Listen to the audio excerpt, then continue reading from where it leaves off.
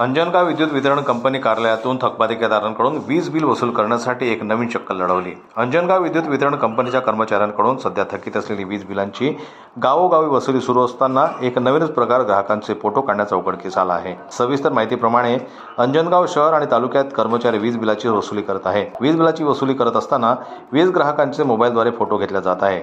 विद्युत वितरण कंपनीचे कर्मचारी ग्राहकांचे फोटो घेत असल्यानं ग्राहकांनी नाराजी व्यक्त केली आहे।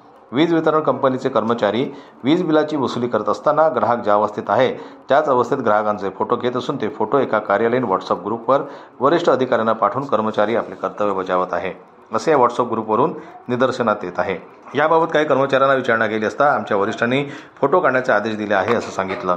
हा कुठला प्रकार आहे की ज्याच्यामध्ये वीज वसुली करण्याचा प्रश्न वीज ग्राहक उपस्थित करत आहे।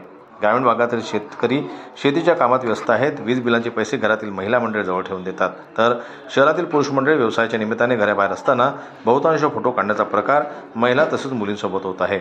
कुठल्याही महिला आणि मुलींनी त्या व्यक्तीची परवानगी न घेता फोटो काढणे हा गुन्हा असून ज्या विद्युत वितरण कंपनीच्या अधिकाऱ्याने असे फोटो काढण्याचे आदेश दिले असेल त्या अधिकाऱ्यांची तात्काळ चौकशी करून कारवाई करण्यात यावी अशी मागणी वीज ग्राहकांकडून होत आहे। अंजनगाव सुरजी विद्युत वितरण कंपनीने उपकार्यकारी अभियंता तुषार गांजे यांच्याशी संपर्क साधला असता ग्राहकांचे फोटो काढण्याचे आदेश सर्व जिल्ह्यांना आहे असे त्यांनी सांगितलं। कुठल्याही महिलांचे फोटो त्यांच्या परवानगीशिवाय काढल्यास तिच्या गोपनीयतेचं उल्लंघन केल्याचा गुन्हा दाखल होऊ शकतो। त्याचप्रमाणे तो फोटो सोशल मीडियावर किंवा इतर कुठल्याही माध्यमांवर व्हायरल केला तर माहिती तंत्रज्ञान कायद्याअंतर्गत गुन्हा दाखल होऊ शकतो। असे असताना सुद्धा कोणत्याही ग्राहकांची परवानगी न घेता फोटो काढण्याचे आदेश देणाऱ्या अधिकाऱ्यांवर गुन्हा दाखल करण्यात यावा अशी मागणी होत आहे।